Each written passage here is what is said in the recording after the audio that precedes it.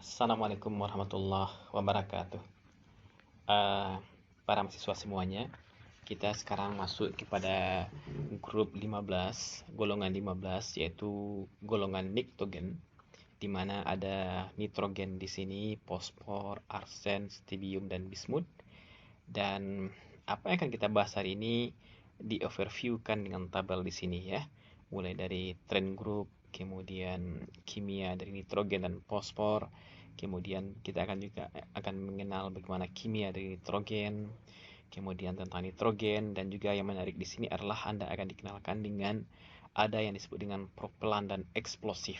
Jadi eh, kasarnya ini adalah sebuah bahan peledak ya, bahwasanya nitrogen, senyawaan nitrogen tersebut, unsur nitrogen, ternyata inilah merupakan kunci dari terjadinya ledakan. Kemudian ada nitrogen hidrida, kemudian kita akan mengenal dengan proses Haber-Bosch nantinya, dan juga kita akan mengenal ion-ion dari nitrogen, kemudian senyawaannya seperti ion amonium, kemudian oksidanya, halidanya, kemudian nitrit dan nitratnya, kemudian kita bahas fosfor, kemudian senyawaan dari fosfor seperti fosfin, oksida, klorida, dan asam okso dari fosfor, dan juga niktida nanti sebagai suatu senyawaan yang sangat-sangat keras, dan juga ditutup dengan aspek biologi dari grup ini ya. Nah, ini saya kira cukup menarik ya, dan akan memerlukan bahasan yang intensif tentang grup niktogen ini. Baik, satu semuanya, kita mulai kepada slide yang pertama ya. Slide yang pertama, yang kedua di sini yaitu tentang overview, sedikit overview ataupun kalimat pengantar dari bab ini, di mana dikatakan bahwasanya dua dari unsur-unsur non-logam yang sangat berbeda itu ada dijumpai dalam grup niktogen ini. Jadi siapa dia? Yaitu nitrogen dan fosfor. Dua-duanya ini adalah non-logam yang ada dalam grup 15 ini.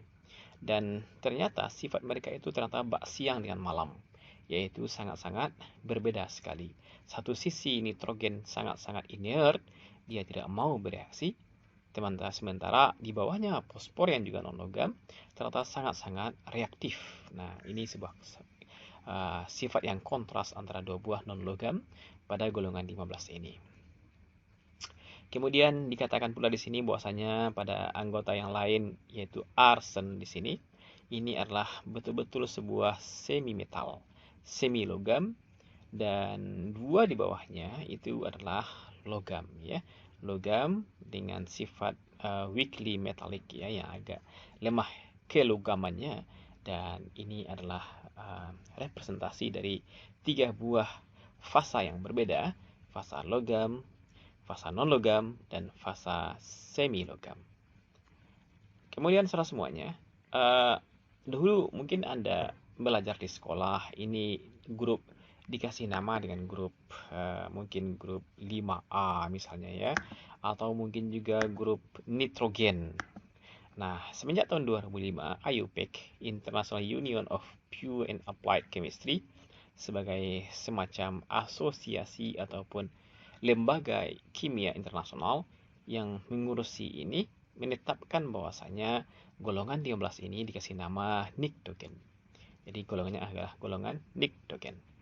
Jadi bukan golongan nitrogen, tapi golongan niktogen ya, niktogen. Baik, semuanya. Kemudian dalam pengantar kita dibawa kepada sejarah ya.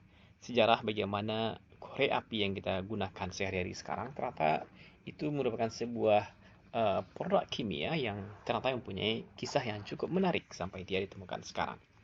Dan kita pun tahu ya bagaimana susahnya orang dahulu kala, orang-orang purba, untuk menghasilkan api itu bukanlah hal yang mudah.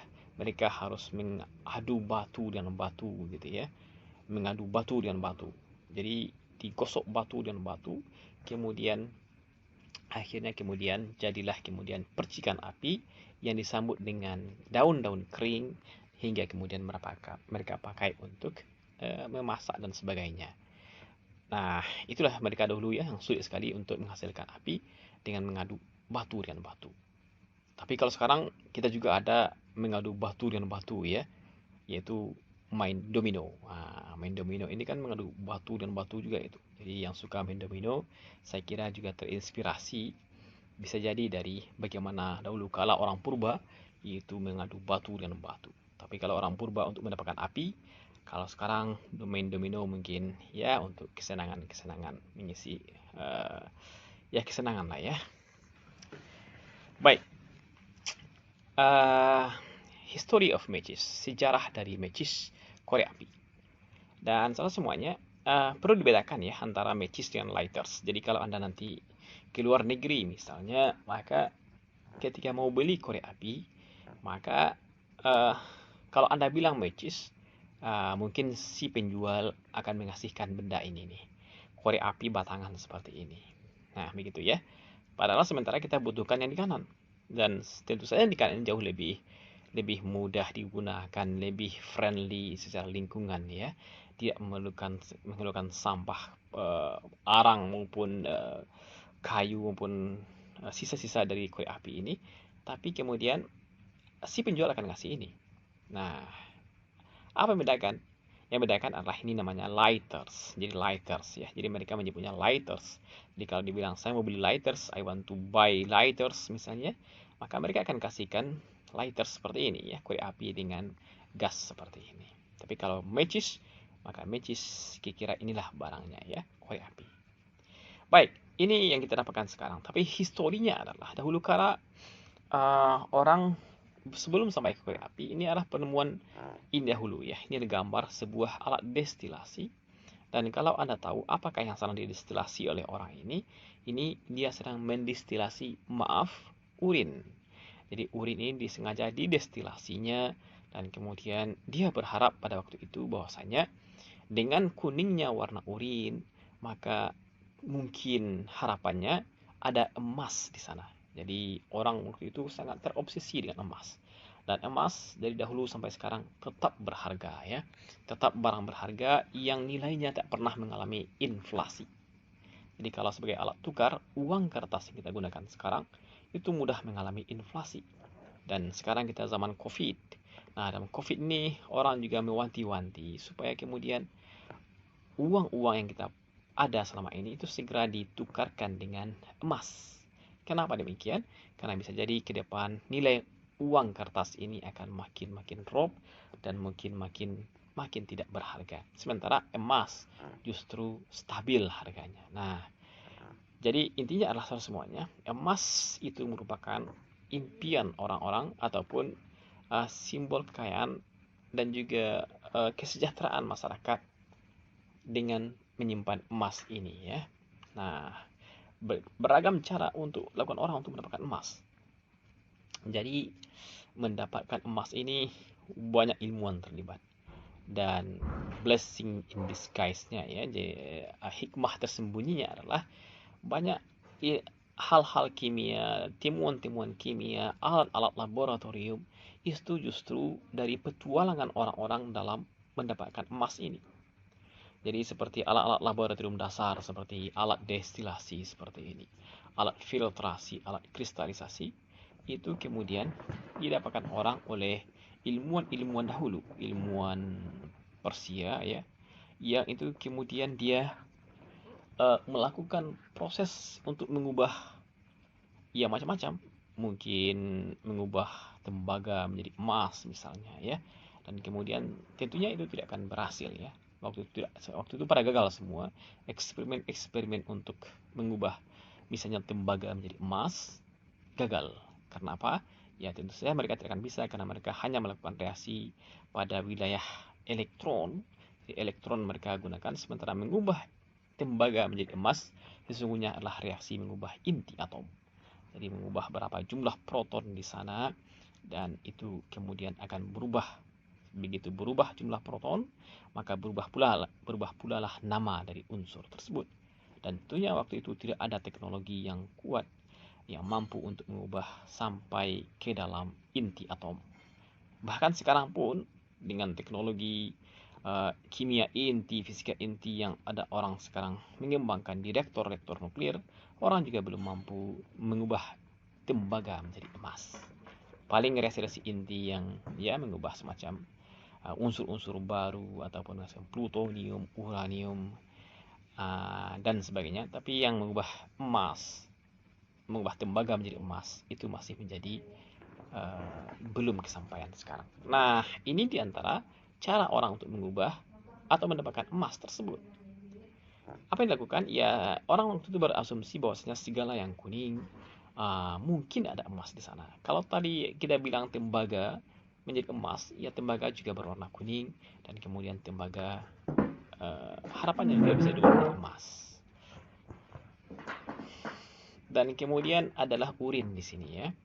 Urin juga berwarna kuning. Nah, kuningnya urin, orang berharap jangan-jangan ada emas di sana. Maka kemudian didestilasilah urin tersebut. Didestilasi urin tersebut, dan kemudian apa yang didapat? Alih-alih mereka dapat emas, ternyata berakhir dengan sesuatu yang berwarna putih. Begitu ya. Jadi mereka akhirnya mendapatkan sesuatu yang putih di sana. Dari sekian produk dari urin, di urin itu semuanya itu banyak konstituen kimianya di sana ya. Jadi bahan limbah dari badan kita diekskresikan dalam bentuk diantaranya adalah urin. Jadi urin ini bahan-bahan sisa badan kita. Racun-racun dikeluarkan di sana. Nah, di sana fungsinya ginjal ya untuk itu. Nah, di antara produknya mereka mendapatkan sebuah padatan yang berwarna putih. Putih warnanya, waxy bentuknya. Waxy ini seperti lilin dan ternyata juga mudah terbakar, menyalakan api. Jadi api mudah muncul di sana dari padatan putih yang seperti lilin ini. Dan dia memiliki melting point yang rendah, artinya cepat diubah untuk menjadi cair ya, melting point yang rendah. Dan kemudian hari ternyata ini bukan emas ya, tentu saja tidak emas karena emas adalah solid yang keras, bukan waxy, bukan flammable, melting point tinggi, warna kuning, bukan sama sekali. Tapi ini adalah fosfor putih. Jadi adalah fosfor putih yang kemudian menjadi produk dari hasil proses destilasi urin tersebut. Nah, semuanya kemudian sifat flammable solid dari ini fosfor putih, maka ini menarik. Menarik, kenapa demikian? Karena dengan sifat flammable, apa arti flame? Flame artinya nyala. Flammable dapat menyala, dapat menyalakan api. Maka tentu saja ini bisa digunakan untuk menghasilkan api atau dibuat jadi korek api. Maka ini kemudian difikirkan oranglah kemudian untuk mengubahnya sebagai zat yang bisa dipakai untuk itu. Tapi tak kesampaian. Kenapa demikian? Karena ini ternyata selain flammable, ini material yang toksik, beracun ini. Ini racun yang membahayakan. Ya, bisa dipahami ya. Ini juga merupakan bahan yang sudah dilimbahkan oleh badan kita dan kemudian dibuang melalui ekskresi urin. Dan kemudian tentunya dia adalah toksik dan itu wajar saja karena sebagai suatu zat yang diekskresikan. Nah, kemudian bagaimana cara orang lagi? Kalau begitu fosfor putih gak bisa. Maka dicari saudaranya fosfor yang lain. Bahasa kitanya adalah alotropi. Alotropi dari fosfor yang lain atau saudara dari fosfor yang lain itu fosfor juga tapi fosfor merah dipakai sekarang. Nah, sama ya. Dia adalah bersifat flammable, memenuhi syarat untuk digunakan sebagai matches dan dia ternyata tidaklah bad. Dia tidak toksik, ya, maka dia bagus dan kemudian hanya flammable-nya ini bisa dipantik dengan apa? Bisa dipantik dengan oxidizing agent, dengan oksidator, maka segera setelah itu kemudian muncul explosion, muncul ledakan instan dan itulah yang akan memantik api yang akan digunakan untuk menyala sampai di sini dipakai pada batang korek api. Nah, kemudian Anda mungkin bertanya apakah oxidizing agent yang dipakai? Jawabannya itu adalah kalium klorat, KClO3 ya. Dan ini ditaruh di ujung dari korek api ini, batang korek api. Sementara yang merah di sini, ini adalah fosfor merah tersebut. Jadi fosfor merah, kenapa ini merah warnanya? Ya itulah fosfor merah. Jadi fosfor merah itu digunakan untuk reaksi dengan KClO3 untuk menghasilkan api. Instant explosion ya. Baik. Nah, dan ini reaksi yang sangat eksotermik, reaksi yang oksidasi yang sangat eksotermik sekali, artinya akan menghasilkan panas, energi, dan ya api lah, yang akan menjadi produk dari instant explosion dari reaksi oksidasi antara oksidator dengan fosfor merah. Baik, saya kira itu ceritanya ya. Dan saudara semuanya, sekarang kita masuk kepada grup trend atau kecenderungan grup. Dan di awal tadi kita sudah menyinggung bahwasanya dalam grup ini dijumpai beberapa unsur yang sangat-sangat kontradiktif. Satu sisi mereka adalah non-logam, tapi dua-duanya mempunyai reaktivitas yang berbeda sekali. Nitrogen dan fosfor. Kemudian kita lihat di sini nitrogen dan fosfor, mereka adalah non-konduktif terhadap listrik. Artinya mereka tidak bisa digunakan untuk kawat listrik. Listrik nggak lewat sama dia. Ya, kalau nitrogen jelas ya, dia gas, gimana pula listrik mau lewat. Kemudian fosfor bagaimana? Ya, fosfor walaupun dia solid, tapi faktanya dia tidak bisa dilewati oleh elektron. Dia adalah isolator. Dan kedua-duanya dalam hal pembentukan oksida, mereka membentuk oksida yang asam. Oksida asam. Nah, dari dua hal ini, yaitu isolator terhadap listrik dan juga membentuk oksida asam, ini sudah memenuhi sekali kriterianya sebagai non-logam. Jadi duanya adalah non-logam, walaupun sebenarnya dia melihat non-konduktivitas terhadap listrik, dia adalah isolator, tidak bisa membawa elektron lewat, maka itu sudah cukup untuk mengatakan keduanya sebagai non-logam. Dan itu kemudian diperkuat dengan argumen dari sifat oksida, di mana kita sudah belajar bahwasanya oksida non-logam itu bersifat asam, sementara oksida logam itu bersifat basa. Contohnya adalah Na, ada NaO. NaO itu kan oksida Na2O. Na2O itu adalah oksida asam, oksida basa. Kenapa demikian? Na adalah logam. Nah, sekarang kita punya oksida yang non-logam, oksida yang bersifat basa, maka berarti logam, senyawa yang terikat dengan oksigen pada oksida ini merupakan senyawa ataupun unsur non-logam. Baik, kemudian ada arsen di sini. Nah, arsen bentuknya seperti ini ya. Seperti ini bentuknya. Dan kemudian kita lihat ternyata dari segi secara visual mungkin Anda akan mengatakan, "Oh, ini adalah senyawa logam." Alasan, dia adalah solid dan dia mengkilat seperti logam. Jadi sifat mengkilat adalah hal yang lazim bagi logam. Dia mempunyai sifat mengkilat dan sekarang arsen seperti itu. Tapi ternyata kalau Anda biarkan dia sekian waktu ya, maka dia akan mengalami proses sublimasi dan kemudian mengalami kondensasi kembali. Nah, apa jadinya? Menghasilkan bentuk yang seperti ini. Dia bisa mengalami sublimasi, berubah menjadi gas, dan kemudian akan kembali terkondensasi menjadi padatan, dan ini dia sebagai arsen. Nah, ini tak ada logam yang seperti itu, maka tidak bisa kita mengatakan arsen adalah logam. Nah, apa artinya? Maka ini kita melihat dua buah sifat yang dimiliki oleh unsur arsen, sifat logam, tapi dia bukan logam. Sifat non-logam tidak bisa kita gunakan dia mempunyai sifat non-logam karena segi appearance-nya dia adalah seperti metalik yang silvery seperti ini, yang lazim ada dijumpai pada logam. Maka karena dia mempunyai sifat non-logam dan logam, maka kita katakan sebagai semi-logam. Dan kemudian ini pun diperkuat dengan apa? Dengan apa yang Anda lihat pada tabel di bawah ya, yaitu dari segi electrical resistivity atau hambatan listrik. Nah, hambatan listrik. Jadi kalau hambatannya besar, maka elektron mudah lewat. Jadi kalau hambatannya kecil, maka elektron lewat. Jadi dikembalikan dari konduktivitas listrik ya. Maka makin besar conductivity, makin besar hambatannya, berarti makin kecil conductivity-nya. Dan ini kita lihat harganya demikian kan, fosfor harganya tinggi sekali ini. Dia sangat besar R-nya. Dan kemudian tidak bagus dilewati oleh listrik ya. Begitu, dan klik ke bawah ini makin besar ya. Nah, ini bisa kita katakan bahwasanya dua ini adalah non-logam, nggak ada lagi. Arsen juga demikian, ini adalah kecil ya, berarti konduktivitasnya besar. Tapi ini masih dalam hal ini bisa dihubungkan dengan non logam harga seperti logam ya dengan harga seperti ini, tapi kemudian sifat kondensasi itu tidak mendukung dari non logam ini, dari arsen ini.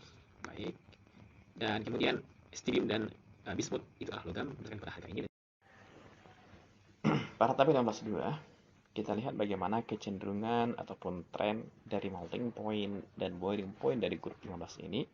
Dan kalau Anda lihat, kita sudah bisa mengklasifikasikan tadi ya, bahwasanya nitrogen dan fosfor itu merupakan non-logam, dan SB dan BI ini itu merupakan logam. Dan khusus logam ini kalau kita lihat di sini ya, angka ini menunjukkan kecenderungan untuk penurunan. Nah, itu kemudian sesuai dan atau mirip dengan bagaimana logam alkali kecenderungannya, di mana pada logam alkali grup alkali 1A, grup 1 itu kemudian memiliki melting point dan boiling point yang makin ke bawah itu makin turun. Dan inilah yang dijumpai juga pada grup 15 ini pada bagian yang logamnya. Dan kemudian bagaimana yang non logamnya? Nah, non logamnya kita lihat ternyata makin ke bawah itu makin meningkat. Nah ya, kita lihat di sini ya, dari 210 menjadi 44, sehingga kemudian kita melihat dan menjumpai nitrogen dalam fasa gas pada suhu kamar, karena suhu kamar 25 derajat Celcius jauh di atas boiling point dari ini ya, dari N2. Kemudian fosfor bagaimana melting point-nya, dia akan meleleh pada suhu 44 derajat Celcius. 44, dan kemudian dia akan mendidih pada suhu 281. Maka kita melihat bagaimana pada temperatur kamar ini fosfor adalah pada wujud padat, dan kalau dan tidak lama kemudian dia bisa berubah menjadi cair ketika melewati suhu 44 derajat Celcius. Dan arsen, Anda lihat dia akan mengalami sublimasi, berubah menjadi gas pada suhu 6-15 derajat Celcius.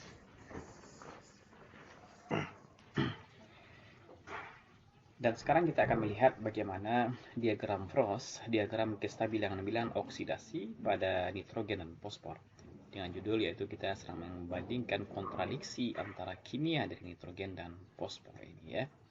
Nah, semuanya ini adalah senyawaan dari fosfor dan juga dari nitrogen dalam suasana asam, dan mereka memiliki biloks yang masing-masing ya. Pada H3PO4 itu biloks P adalah 5. Pada H3PO3 biloks P-nya adalah 3, kemudian 0 pada P4 dan juga min 3 pada fosfin. Sebaliknya pada asam nitrat itu N-nya memiliki biloks plus 5, plus 3 pada HNO2.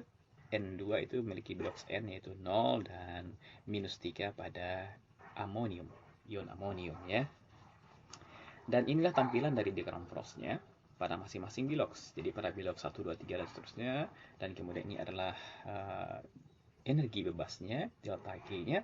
Dan kemudian kita lihat ternyata kestabilan tertinggi pada fosfor itu adalah pada H3PO4, di mana makin rendah ini Anda lihat sekarang ya, makin rendah delta G-nya itu makin stabil bagi senyawaan ini dibandingkan dengan teman-temannya yang lain. Dan fosfor itu ternyata stabilnya paling stabil pada bentuk H3PO4 ketika P memegang biloks plus 5. Dan kemudian makin ke atas ternyata makin tidak stabil ya, dan kemudian sampai kepada fosfin. Dan kemudian kita lihat pula di sini bagaimana dia ternyata fosfor ini mudah mengalami untuk turun ke bawah ya. Dia berada pada posisi di atas P4 ini, dan dia bisa berubah menjadi H3PO2, lebih mudah lagi menjadi H3PO3, dan paling mudah untuk menjadi H3PO4. Proses di mana penaikan bilangan oksidasi dari P ini, maka itu adalah reaksi oksidasi. Jadi ternyata unsur fosfor itu mudah mengalami proses oksidasi, dan itu spontan terjadinya. Karena kita lihat delta G yang negatif seperti ini turun ke bawah, berarti negatif delta G-nya, maka itu suatu proses yang spontan, dan itu kemudian menyebabkan kenapa fosfor kita lihat pada slide dahulu bersifat reaktif, yang membedakannya dengan nitrogen. Nah, kita akan mengkontraskan tadi dalam slide kedua tadi ya, bahwasanya nitrogen itu tidak reaktif, inert, sementara temannya fosfor itu ternyata sangat reaktif, dan itu kemudian dibuktikan dengan diagram Forost seperti ini, di mana dia memang berada pada puncak bukit diagram Forost ini, fosfor ini, dan itu kemudian dia mudah meluncur ke bawah, suatu proses yang spontan, dan ketika meluncur ke bawah itu dia sudah berubah menjadi fosfor dengan biloxnya yang lebih tinggi, baik 5 ataupun 3 ataupun 1 ini ya, suatu proses oksidasi. Nah, kemudian bagaimanakah dengan nitrogen? Nah, nitrogen terbalik ya. Nitrogen justru Anda lihat yang paling tinggi itu pada asam nitrat. Asam nitrat kemudian dia berubah bisa menjadi HNO2 ataupun menjadi nitrogen. Jadi perubahan dari asam nitrat, dari nitrat menjadi nitrogen, nah, itu sebuah proses yang spontan karena dia turun ke bawah sekarang ya, delta G yang negatif karena di atas ke bawah, turun ke bawah, maka ini proses yang spontan dari nitrat menjadi nitrogen. Nah, dari sini kemudian kita bisa mengatakan bahwasanya asam nitrat itu mengalami reaksi reduksi dari plus 5 ke 0 sekarang ya, dari 5 ke 0. Anda lihat ini proses di mana bilangan oksidasi turun, suatu proses reaksi reduksi, dan pada saat yang sama kita katakan bahwasanya asam nitrat bisa mengalami ataupun bersifat sebagai oksidator ya. Jadi ternyata Anda kelak yang akan bekerja dengan asam nitrat misalnya, maka perlu juga Anda perhatikan bagaimana sifat asam nitrat, baik sebagai fungsinya sebagai pemberi suasana asam dengan adanya H plus yang ada sama dia, dan juga dengan ion nitratnya sendiri yang ternyata bersifat sebagai oksidator. Jadi kalau kita menggunakan suatu reaksi dalam suasana asam, dan kemudian kita menggunakan asam nitrat sebagai sumber asamnya, dan kemudian Anda juga perlu mempertimbangkan bagaimanakah reaksinya oleh adanya faktor ion nitrat di sini, karena dia kemudian juga akan menjadi sumber oksidator. Begitu ya. Dan kemudian kita lihat dari hidridanya ya, ini adalah nitrogen dengan amonium, ion amonium, dan fosfin pH3 untuk fosfor. Dan kemudian ternyata ion amonium pun demikian, dia juga stabil ya, lebih stabil. Dan sifat stabil seperti ini sangat disukai tentu saja ya. Dia adalah spesies nitrogen yang paling stabil dibandingkan dengan teman-temannya yang lain seperti ini. Spesies yang stabil yang kemudian nanti kita gunakan bagaimana dia bisa memainkan peran alkali.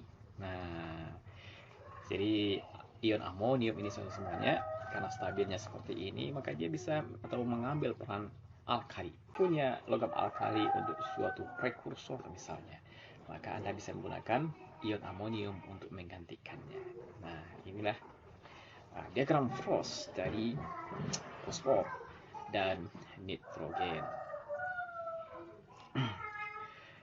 Saudara semuanya, kemudian kita masuk kepada bab tentang stabilitas termodinamika dari dinitrogen. Jadi D artinya 2, nitrogen jadi N2, jadi yang kita lazim singkat dengan nitrogen, unsur nitrogen ya. Jadi unsur nitrogen selalu dalam bentuk N2 dinitrogen dengan sebuah ikatan kovalen rangkap 3 ya. Nah, ini adalah a comparison of approximate nitrogen and phosphorus bond energy. Jadi ini adalah energi ikatan pada nitrogen dan fosfor. Jadi N single bond N 247. Kalau triple bond ternyata besar 942. Kalau N dengan O, harga energi ikatan ini adalah 201. Kemudian bagaimana fosfor? Ternyata fosfor adalah 200 P, triple bondnya adalah 481 dan PO-nya 335. Nah, dari ini kemudian kita bisa melihat bagaimana informasi kesimpulannya. Dan ternyata N2 adalah bentuk yang stabil. Jadi kenapa demikian stabil?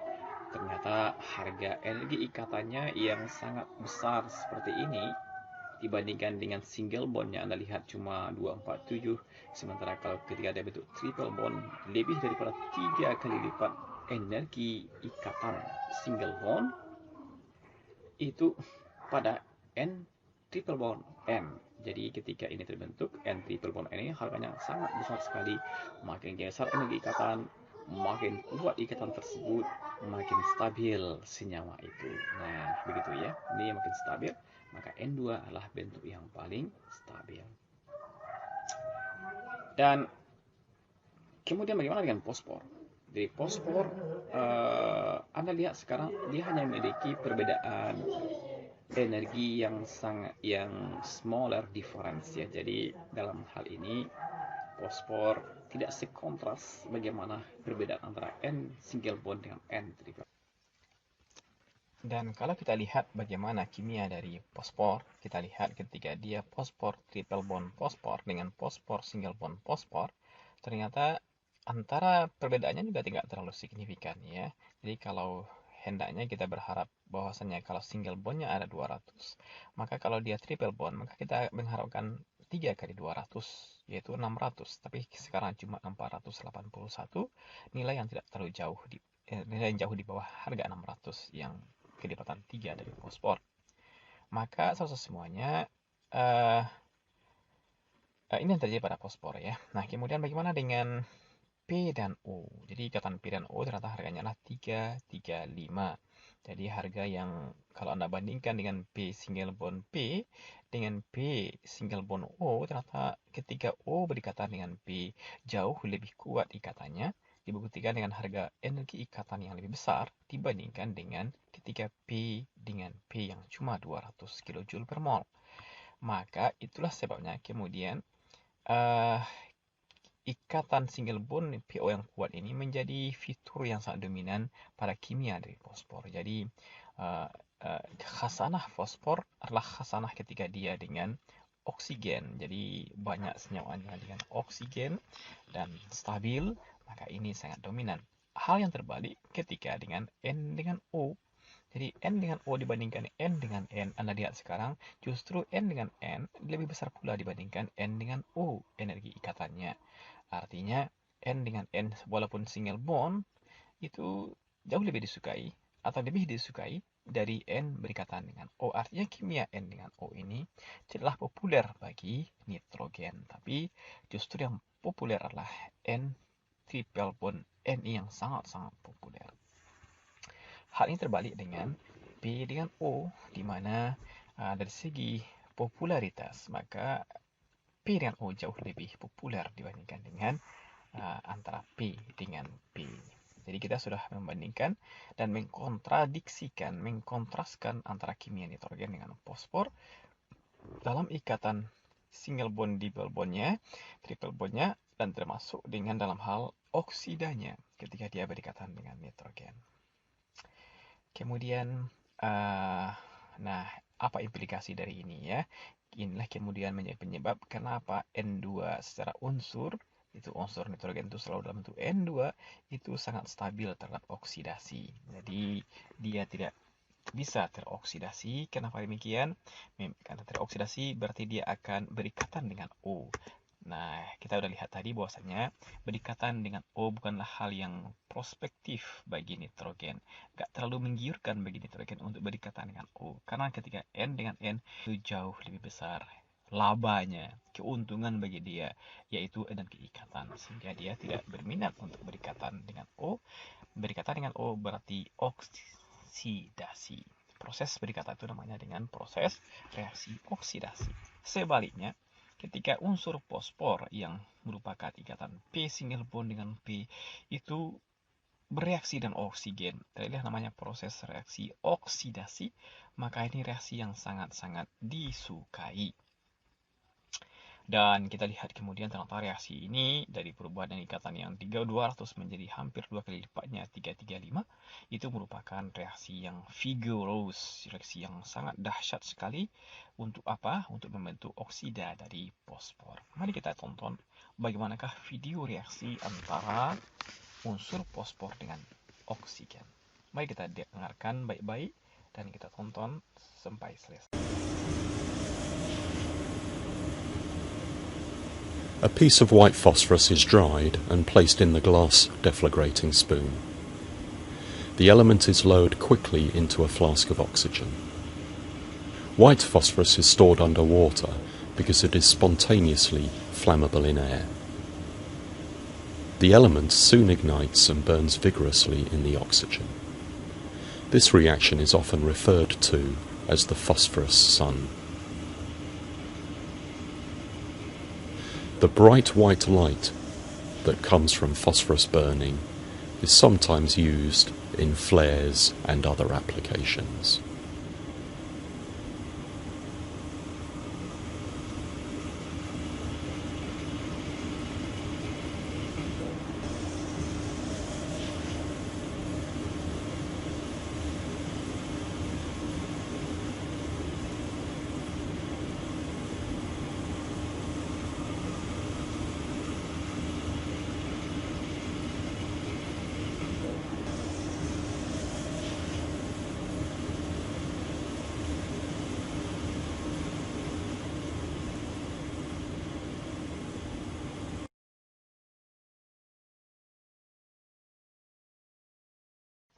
Dan sekarang kita lihat bagaimana energi ikatan dari NN triple bond yang sangat besar sekali 942 ini ya, dibandingkan dengan single bond yang cuma 247. Maka ini kemudian menjadi alasan bagaimana kemudian terbentuknya ikatan triple bond pada unsur N, dan ini kalau triple bond otomatis dia mempunyai formula yaitu N2 karena aturan oktetnya menyatakan demikian. Anda nanti bisa dari N2 dan nanti akan pada kesimpulan bosnya kalau dia triple bond mestilah dia dalam bentuk dua buah atom N dengan bentuk seperti ini. Nah, ini ada lone pair sepasang di sini dan juga ada satu lone pair di kanan di sini ya. Dan N single bond N tidaklah disukai walaupun nanti ada 3 buah N ini berdekatan dengan N sebelah misalnya. Ini ada di kiri N1, di atas N1 totalnya 3, tapi tetap saja 3 kali 247 masih kurang dari 942. 3 kali 247 mungkin sekitar 750 kilojoule misalnya, maka kemudian jauh lebih kecil dibandingkan N2 dengan 3 buah ikatan ini atau triple bond yang harganya hampir 1000 ini. Dan terbalik dengan karbon ya. Dan karbon Anda lihat sekarang bagaimana karbon CC346 dan C triple bond 835. Jadi walaupun 835 lebih besar pada 346, tapi kalau kita lihat antara C dengan C harganya single bond 346. Harusnya kalau ini 3 buah ikatan atau triple bond, maka kita menghendaki 3 kali 346, yaitu mungkin sekitar 1000 gitu ya. Tapi ternyata tidak, yaitu dia masih lebih kecil, yaitu 835. Artinya apa?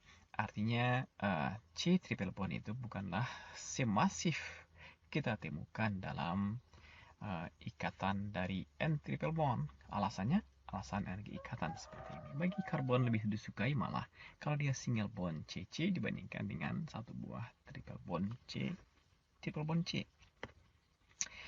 Nah, ini kemudian kita lihat pada implikasi reaksinya.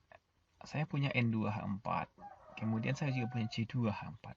Dua-duanya mempunyai rumus yang sama, dan Anda buat struktur Lewisnya nanti juga sama, di mana C, kemudian double bond C, kemudian triple bond, kemudian C lagi, kemudian H. Sama dengan di atas ya. N, kemudian N2H4.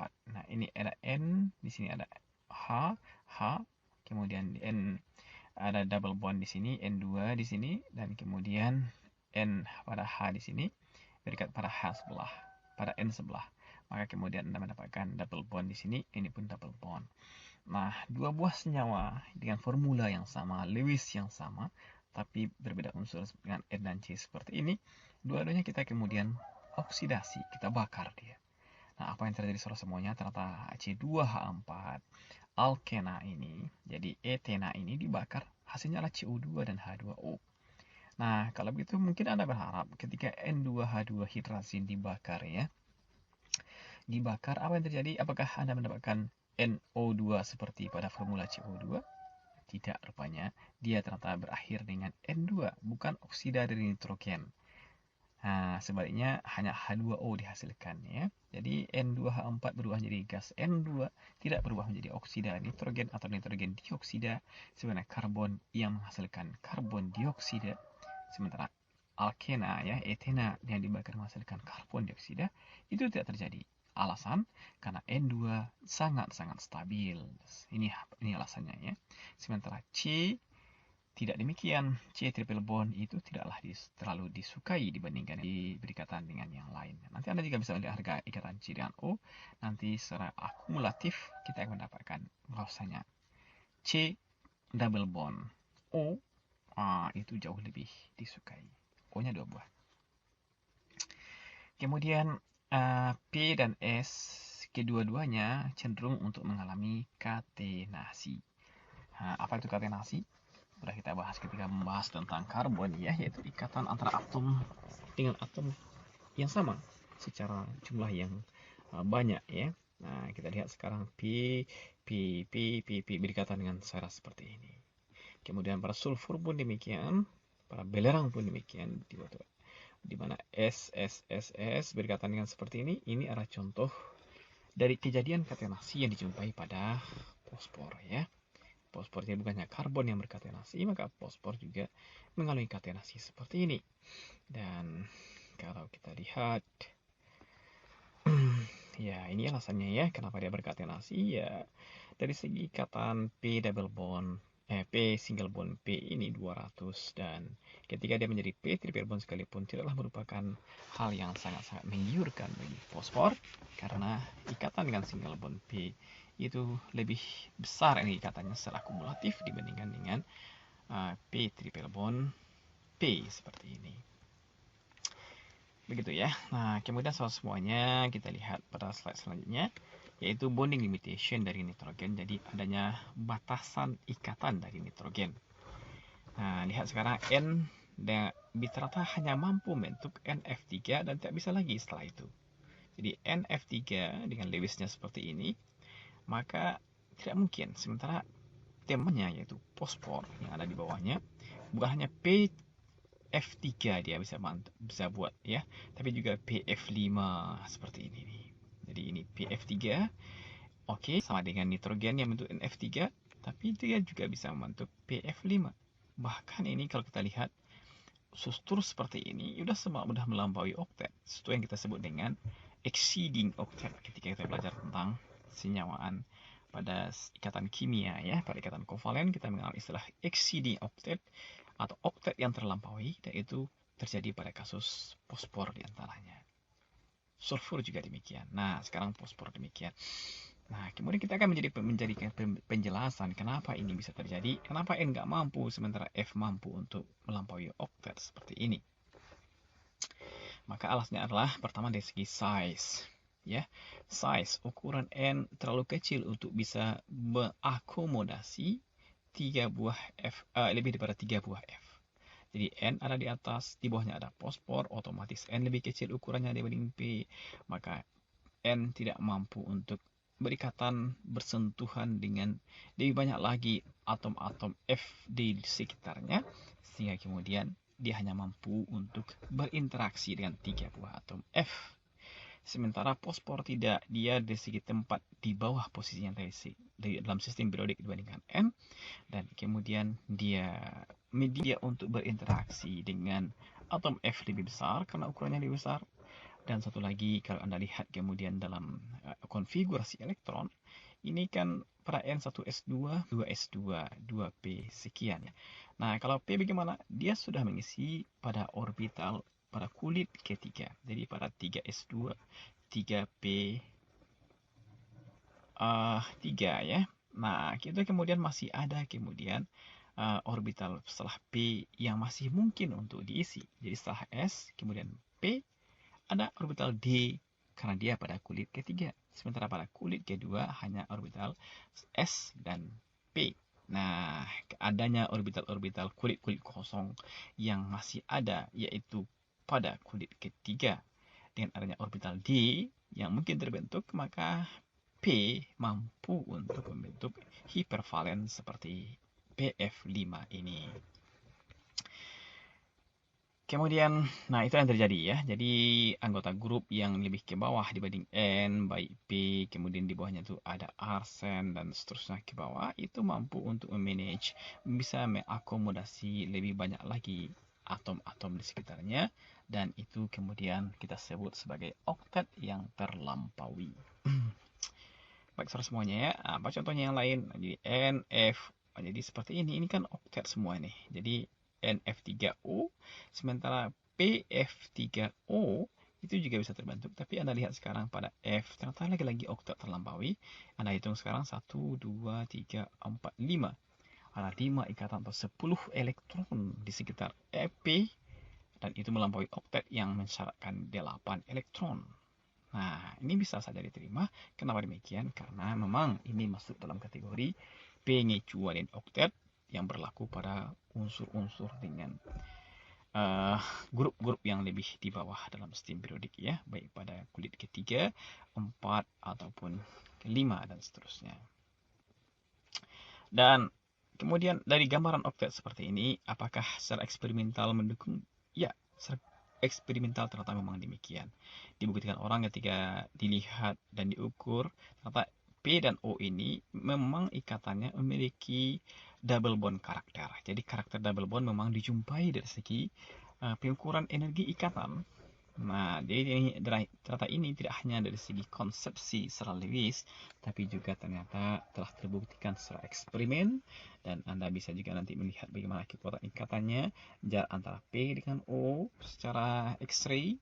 Nanti akan ketemu bahwasanya ini karakternya memang double bond. Jadi bukan hanya dari segi teoritis secara struktur Lewis. Nah, kemudian saudara semuanya kita melihat elektronegativitas difference antara N dengan P. Jadi N ada di sini, kemudian inilah P ada di bawahnya ya. Ternyata pada skala elektronegativitas N mempunyai 3,0 harga EN-nya. Kemudian skala elektronegativitas untuk P adalah 2,2. Jadi jauh lebih besar harga elektronegativitas N dibandingkan dengan P. Begitu ya, sangat-sangat beda sekali. Nah, kemudian saudara semuanya, apa yang terjadi implikasi dari elektronegativitas ini? Nah, kita sudah belajar bahwasanya elektronegativitas itu adalah ukuran atau kemampuan suatu atom untuk menarik elektron ke arah dirinya. Jadi Anda lihat N ternyata mempunyai kemampuan untuk menarik elektron ke arah dirinya. Lihat dia dengan elektron mana yang akan dia tarik. Tadi saja ini ada ikatan N dengan H. Ini kan singgahnya kan elektron, sepasang elektron nih. Nah, itu yang kemudian akan ditarik ke arah N karena EN dari N yang sangat besar dan mampu untuk melakukan itu. Sementara P tidak demikian, harganya kecil ya, 2,2 ini kecil. Masih harga-harga yang normal, maka kemudian dia tidak mampu untuk menarik elektron-elektron bonding antara P dan H ke arah dirinya. Nah, apa yang terjadi semuanya? Nah, ketika N mempunyai kelebihan kemampuan tersebut, maka dia juga akan menerima kelebihan jumlah elektron yang berlebih pada sisi N ini. Sehingga kemudian elektron banyak mengumpul di sini, dan ini akan kering elektron pada sisi H akan kering elektron karena udah ditarik pada lebih ngumpul banyak pada sisi N. Dan itulah yang disebut dengan senyawa polar, yaitu dipol negatif pada sisi N dan dipol positif pada sisi H di sini. Bagaimana dengan fosfor? Fosfor walaupun elektronegativitas antara P dengan H ya beda, tapi sangat tipis bedanya. Antara 2,2 pada P dan 2,1 pada H hampir sama ya. Hampir sama ini kemudian menyebabkan kemampuan dari P untuk menarik elektron ikatan yang dipakai bersama dengan H hampir tidak ada. Maka elektron masih tersebar secara merata, tidak ada penumpukan elektron pada satu atom, dan kita katakan ini sebagai senyawa non-polar. Begitu ya. Nah, itulah saudara semuanya kenapa NH covalent bond is polar pada NH3, dan itu kemudian menunjukkan NH3 bersifat basa. Dan kemudian para pH3 para pospin, pH3 itu namanya adalah pospin, maka dia adalah bukanlah senyawa yang polar, dan dia adalah sebagai pH3 yang netral, begitu ya.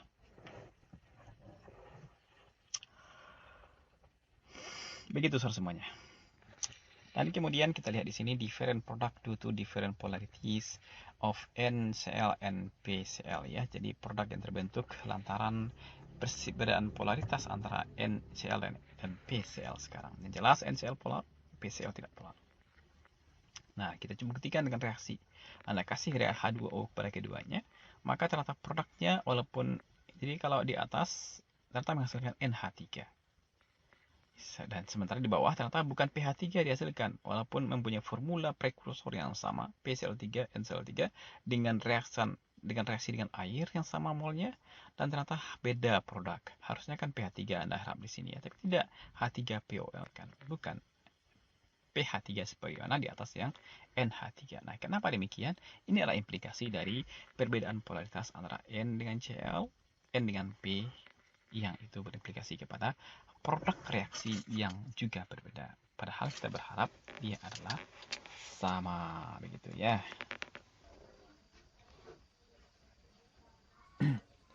Dan ini adalah overview dari kimia dari nitrogen. Dan kita lihat ini diagram Frost, diagram kestabilan bilangan oksidasi pada nitrogen, yaitu dalam bentuknya senyawanya masing-masing ya.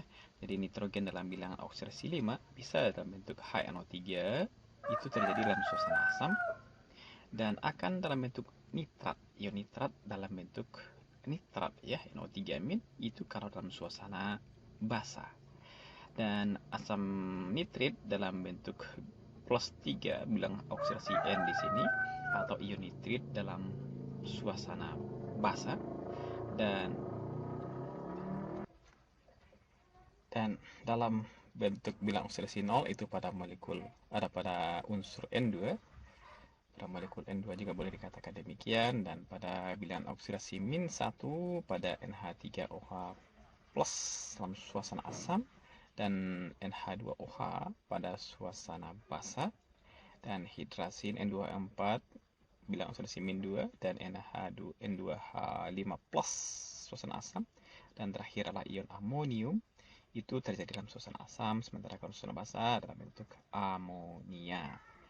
Nah, kita juga melihat bahwasanya N2 adalah bilangan oksidasi paling rendah, paling stabil, karena dengan energi yang paling rendah, sementara ion nitrat ataupun asam nitrat itu merupakan oksidator ya, oksidator. Jadi asam nitrat itu merupakan oksidator.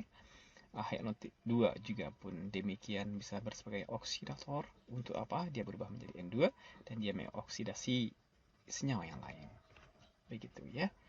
Dan kalau kita lihat dalam suasana basah ataupun ion nitrat ternyata cukup stabil. Nah, ion nitrat ini cukup stabil. Kenapa demikian? Karena ketika dia akan berubah menjadi N2 maupun N2 juga tidaklah terlalu menggiurkan ya, karena dia ini merupakan ya nggak terlalu besar perbedaannya. Artinya semuanya ion nitrat itu cukup bagus kalau kita gunakan sebagai sumber kation misalnya. Jadi kalau Anda butuh kation, maka perlu kita mencari garamnya kan. Nah, banyak pilihan garamnya. Mungkin kalau Anda butuh K, misalnya ion K+, maka Anda punya pilihan KCl, KBr, K nitrat, kalium nitrat, kalium oksalat, dan sebagainya. Tapi kalau dengan melihat kondisi seperti ini, ion nitrat cukup stabil, maka dia juga kemudian akan bagus kalau Anda menggunakan kalium nitrat sebagai pilihan untuk mendapatkan kation-kation untuk suatu reaksi yang menggunakan kation yang Anda kehendaki. Begitu ya, dan juga dalam FTIR itu juga tidak akan muncul peak dari nitrat ini ya, karena itu kemudian sangat bagus kita melihat interpretasi data yang menggunakan FTIR kalau kita menggunakan ion nitrat. Baik, nah sekarang kita lihat nitrogen. Jadi N2 yang kita katakan paling stabil tadi, dan inert diluent for highly reactive gas yaitu O2. Jadi ternyata N2 ini dengan sifatnya yang inert, dan itu kemudian bermanfaat dalam hal sebagai diluent untuk highly reactive gas yaitu O2. Apa maksudnya ini? Maksudnya adalah bagaimana alam kita ini semuanya telah tercipta, bukan hanya tercipta, malah diciptakan ya. Kalau melihat formulasi seperti ini, inilah bumi kita. Mungkin kita ada di sini. Anggap kita berada di atas permukaan bumi ini, maka di atas kita itu adalah atmosfer. Dan orang kemudian mengukur apa saja konstituen yang ada di atmosfer ini. Jadi atmosfer kita itu adalah suatu sistem gas yang merupakan akumulasi berbagai macam gas. Contohnya, ada gas N2 di sana, ada gas ozon di sana, ada gas oksigen di sana kita bernafas dengannya, ada gas CO2 di sana hasil bernafas kita. Kemudian ada gas N2, ada gas H2O, ya, uap air di sana, awan-awan, dan juga gas-gas yang lain dalam jumlah yang lebih kecil itu membentuk sistem atmosfer kita ini. Dan semuanya, kita fokus sekarang kepada O2. Dan ingat, segala yang namanya kebakaran adalah reaksi dengan oksigen. Nah, kalau begitu, semuanya, kalau O2 yang sangat mudah membakar dan ternyata diukur orang konsentrasi berapa jumlah O2 di atmosfer kita ini, hampir 21%. 1/5 di udara kita ini adalah oksigen. Jumlah yang besar, dan itu karena akan digunakan untuk kita bernafas dengannya, untuk beragam kehidupan lain yang juga membutuhkan respirasi, itulah O2. Nah, tapi sifatnya ternyata dia sangat-sangat reaktif. Dia mudah membakar. Contohnya, ya kebakaran misalnya, itu kan bagaimana reaksi antara oksigen dengan kayu-kayu kering. Nah, semuanya, kalau begitu apa artinya nih? Artinya kita semua terpapar dalam bahaya kebakaran. Kalau misalnya kebakaran di Riau itu jangan kebakaran. Ya bisa saja itu bukan karena orang sengaja membakar hutan, bisa jadi itu karena apa? Mungkin karena musim kemarau, gesekan-gesekan kayu pun itu kemudian mampu untuk memantik api dan kemudian terjadilah kebakaran tersebut. Artinya kebakaran akan sangat mudah terjadi di bumi ini, sehingga bumi bisa menjadi lautan api kalau hanya O2 dari sini. Terus gimana caranya lagi? Nah, itulah kemudian kenapa ada N2 di sini ya, gas nitrogen. Berapa jumlahnya? Banyak atau sedikit? Kalau sedikit ya nggak akan mampu dia menjinakkan nitrogen, oksigen yang liar ini nih. Maka perlu jumlah yang lebih besar, 3 kali lipat. Jadi 70%, 75% itu adalah N2. Jumlah yang banyak untuk menjinakkan 21% O2. Jadi ibaratnya satu dipegang oleh 3 begitu ya. Jadi satu orang, mungkin orangnya orang kuda liar misalnya. Nah, kuda liar ini kemudian dipegang oleh 3 orang supaya dia bisa jinak. Nah, itu kemudian membuat bumi kita ini lestari. Ancaman bumi lautan api gara-gara O2 yang banyak ternyata kemudian dijinakkan oleh pelarut N2 yang banyak. Nah, begitu ya. Itulah makna dari inert diluent, pelarut yang inert yang kemudian mampu untuk membuat O2 itu bisa tidak reaktif mengancam kehidupan di bumi karena sudah dilarutkan, dijinakkan oleh N2. Nah, semuanya. Nah, ini kemudian kita juga harus merenung ya, apa sebenarnya ini? Siapa yang mengatur semua ini ya? Maka kalau Anda lihat N2 di sini, kenapa mesti ada N2 di atmosfer? Dan kenapa jumlahnya paling banyak dibandingkan dengan yang lain? Dan ternyata ada hikmah di sini, yaitu untuk menjinakkan oksigen yang mudah membakar supaya tidak menjadikan bumi lautan api. Dan kita pun harus berpikir, tidak mungkin ini terjadi dengan begitu saja. Mesti ada yang telah mengatur semuanya ini. Mesti ada yang telah mengkalkulasi semua ini supaya kemudian bumi kita lestari, nyaman bagi kehidupan untuk tinggal di atas permukaannya.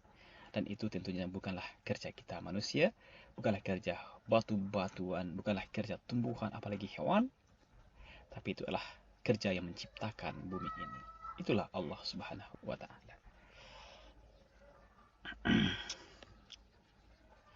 Kemudian N2 is not very soluble in water ya. Jadi N2 ini nggak larut baik dalam air, tapi sifat gas diantaranya N2 juga demikian, yaitu kelarutan itu akan meningkat manakala temperatur itu makin meningkat.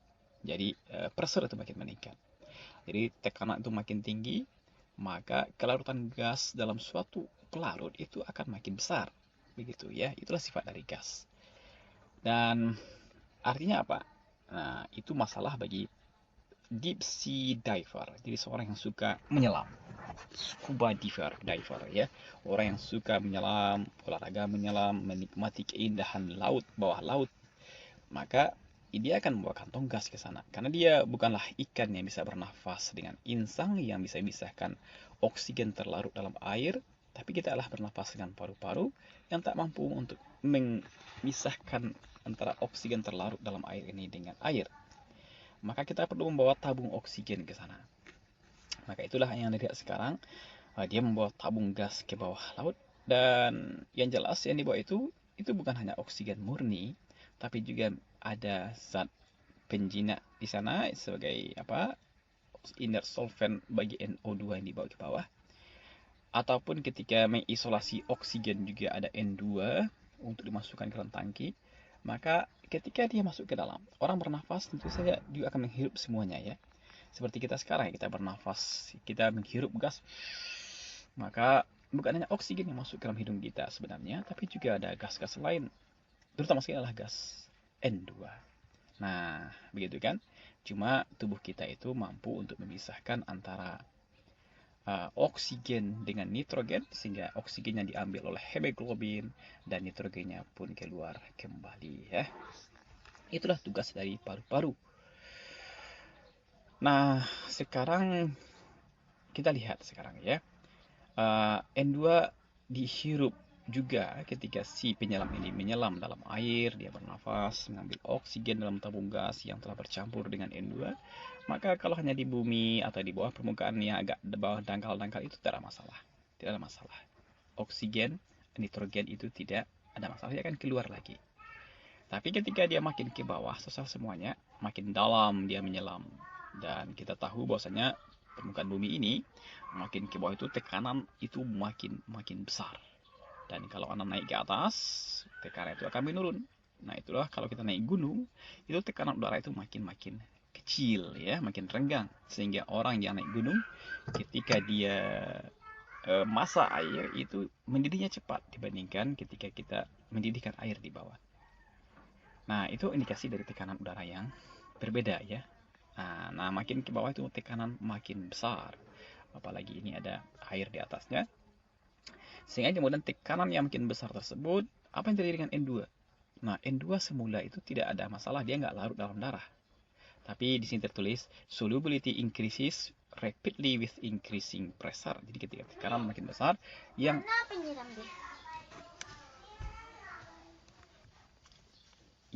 maka kemudian N2 itu kemudian akan larut dalam darah. Karena dia udah berada pada area di mana tekanan tinggi, sehingga N2 yang semula tidak larut dalam darah sekarang udah larut dalam darah, dalam air sekarang ya, air darah, dalam cairan tubuhnya sekarang. Oke lah, mungkin Anda mengatakan tidak masalah, kan N2 tidak reaktif, dia tidak akan bereaksi dengan darah, dia nggak akan bersihkan apa-apa, dia adalah inert. Benar demikian ya, dia nggak, oke lah, demikian kita terima. Tapi ingat, si penyelam tidak akan selamanya dalam air. Dia tidak akan, walaupun seindah-indahnya bawah laut, seindah-indahnya bawah laut Maluku misalnya ya, itu tidak ada orang yang ingin hidup selama-lamanya di sana, menikmati keindahan laut, terus dia ingin selalu di sana hidup berhari-hari, berbulan-bulan di sana, menghabiskan hidupnya. Nggak ada. Orang tidak akan melakukan itu. Lagi ke darat, dia akan naik ke permukaan lagi. Dan inilah kemudian masalah muncul, salah semuanya. Apa masalah? Yaitu N2. Si N2 tadi yang udah semula larut dalam darah, maka ketika tekanan tinggi, maka ketika dia naik ke permukaan lagi, berarti tekanan itu berkurang. Tekanan itu akan berkurang lagi, maka apa yang terjadi dengan N2? Maka N2 kembali akan keluar. Dia akan larut lagi. Dia akan keluar dari air tadi. Dia akan keluar. Maka itu kemudian, itulah yang membuat terancam nyawa dari penyelam ini, gara-gara ya gas N2 yang keluar dari pembuluh darahnya gitu ya. Bisa kita lihat itu gelembung-gelembung keluar dari darah, kan bisa pecah itu pembuluh darah di bawahnya kan. Maka itu bisa kemudian membuat orang meninggal dunia. Nah, itu bahaya. Maka itu dahulu orang harus membuat sistem kompresor perlahan-lahan ya. Jadi si penyelam ini sebelum naik ke atas, maka dia masuk kompresor room dulu. Sebelum dia ke darat atau ya, maka dia masuk kompresor room dulu, di mana tekanan itu dibuat secara gradual, pelan-pelan untuk dikurangi tekanannya ya, sampai kemudian safe untuk dia keluar di luar room tersebut ya, compressing room tersebut. Nah, untuk menghindari ini, maka campuran dari HO2N2 yang semula dipakai itu kemudian tinggalkan orang ganti N2 dengan gas inert yang lain yang tidak berbahaya. Apa dia? Helium. Helium sama, dia adalah monoatomik, gas mulia yang juga inert, stabil, maka bisa digunakan untuk menggantikan peran N2 tersebut. Alasan? Ternyata si helium ini selain dia inert, dia juga memiliki kelarutan yang rendah di dalam darah. Jadi walaupun kita masuk ke dalam air, bernafas, menghirup helium, tapi helium ini tidak akan larut dalam darah. Artinya dia akan keluar lagi. Jadi kalau yang kita bayangkan, kalau dia larut dalam darah, berarti dia akan tinggal dalam darah. Seperti N2 tadi. Tapi tidak bagi helium. Dia tidak larut dalam darah, dia masuk keluar saja. Nah itu tidak ada masalah ya. Akhirnya dia nggak larut dalam darah, nggak tinggal dalam darah, nggak tinggal dalam tubuh, keluar lagi. Kemudian pembuatan N2 secara industri ya. Nah, ada dua caranya. Pertama adalah ya tadi udah saya katakan bahwasanya N2 itu banyak melimpah di atmosfer kita ini jumlahnya. Hampir 3/4 dari atmosfer kita ini itu gas nitrogen. Sudah kita bahas. Maka gimana cara mengambil N2? Kita butuh N2 murni nih untuk beragam keperluan, nanti kita lihat apa gunanya. Maka caranya paling mudah ya ngambil aja langsung. Ambil langsung dari udara ini, Anda pisahkan dari komponen lainnya, Anda akan dapatkan N2 dalam jumlah yang signifikan. Caranya adalah satu. Pertama, tabung yang berisi gas ini kemudian Anda lakukan destilasi. Jadi kita misahkan gas-gas, zat-zat murni dengan menggunakan teknik destilasi. Apa tuh? Berdasarkan kepada perbedaan titik didihnya. Titik didihnya ya. Maka kita melakukan liquefying air, kita akan mencairkan udara dan kemudian secara slowly menghangatkan campuran tersebut.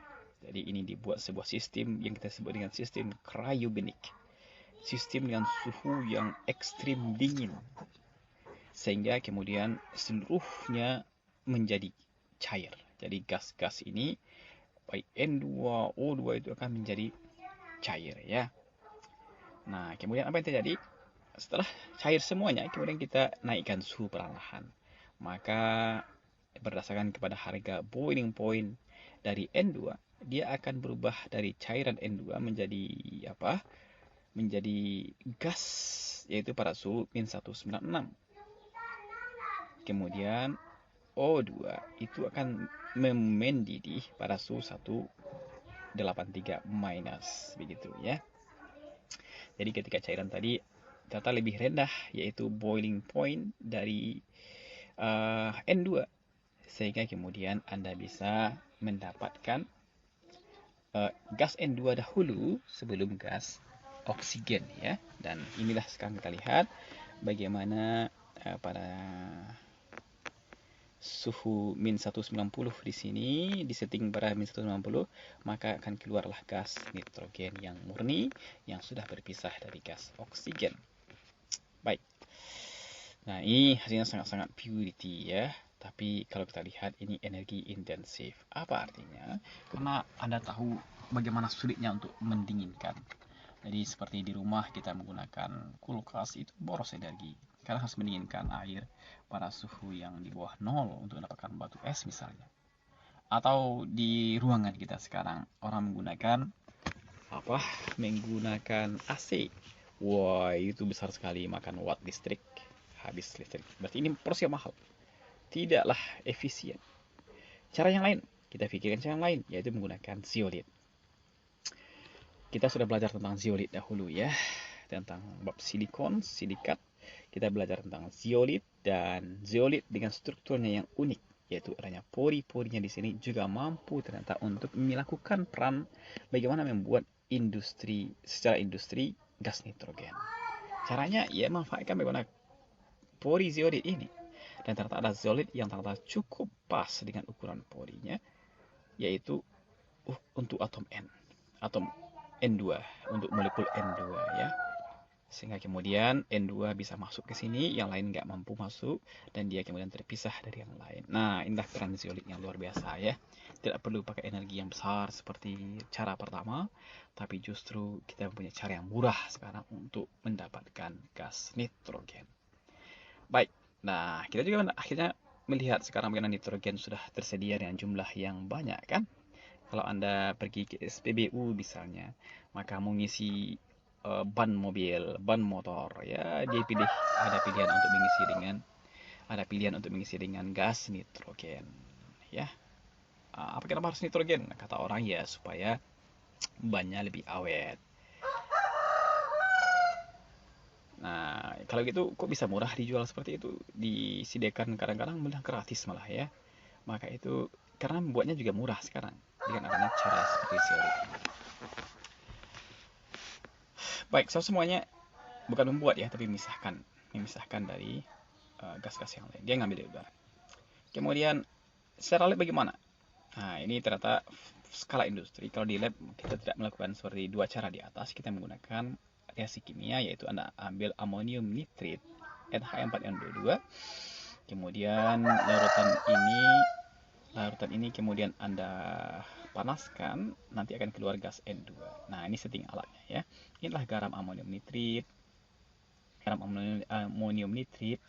Ya. Ini kan aqueous, bisa juga dalam bentuk garamnya seperti ini. Dan dipanaskan, akan keluar gas N2, ya ini N2 di sini. Juga ada air nanti keluar di sini. N2 akan keluar bertabung ini terus ke sini. Dan ini awalnya full dengan air, tapi gara-gara ada gelembung-gelembung N2 yang keluar, kemudian akan makin banyak mengumpul di atas nih. Terus volume air akan turun ke bawah sampai dengan volume yang Anda inginkan, dan akhirnya kemudian tutup, dan Anda akan mendapatkan N2 dalam gelas kimia ini, dalam tabung reaksi ini. Itu secara labor. Begitu ya.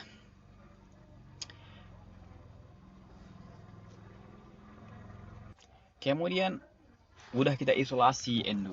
Isolasi itu misahkan dari teman-teman yang lain, itu isolasi.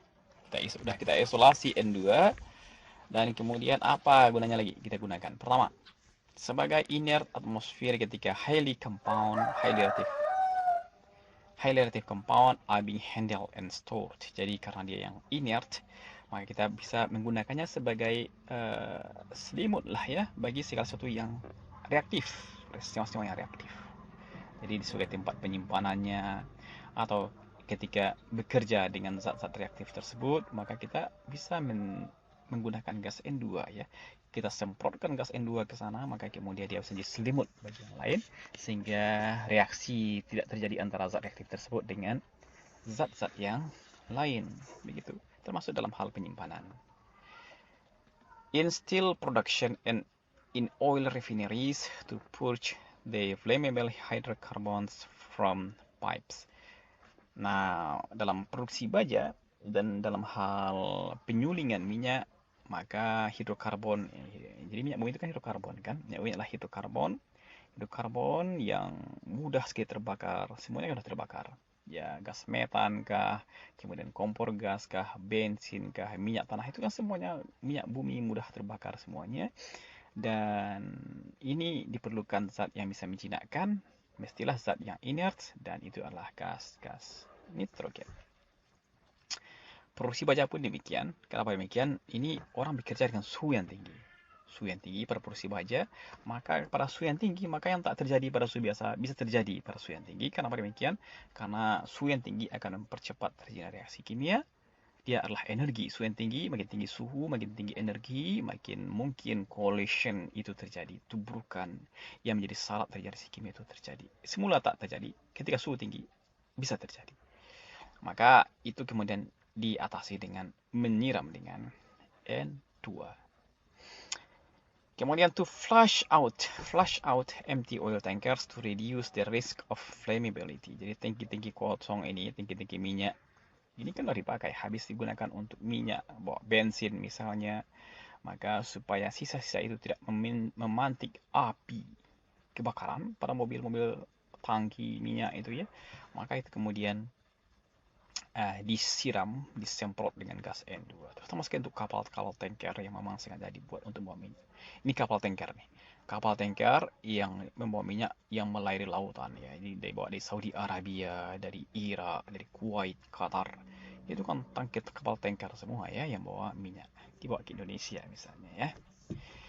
Kemudian N2 juga digunakan orang sebagai refrigerant, sebagai bahan untuk refrigerator ya, sebagai pendingin ya. Sebagaimana CO2 bisa untuk itu, CFC klorofluorokarbon juga bisa digunakan untuk itu. Dan cara kerja dari ini sudah kita bahas dahulu ketika belajar tentang refrigerant dari CO2. Dan terakhir, orang juga bisa menggunakan untuk bentuk amonia NH3, zat yang sangat penting sekali terutama orang yang bekerja di pertanian ya, pertanian. Nanti kita bahas apa itu amonia. Dan secara ringkas kita bisa lihat luas sekali guna nitrogen, mungkin sebagai high temperature thermometer, temperatur yang suhu tinggi. Kemudian bulb, electric bulb, jadi bola lampu listrik, orang juga menggunakan nitrogen sebagai udara. Juga sebagai canning food untuk mengalengkan makanan kaleng itu supaya tidak membusuk cepat, kasihlah ini. Kemudian sebagai atmosfer inert dalam metalurgi udah kita bahas untuk pengolahan logam, untuk mengencerkan udara juga demikian, untuk di petroleum dan industri kimia juga udah kita bahas, untuk proses Haber untuk membuat amonia juga udah kita ceritakan tadi, akan kita ajarkan lebih lanjut dalam proses bab selanjutnya, refrigerant dan juga sintesis protein. Nah, ini N2 sangat-sangat penting di sana ya.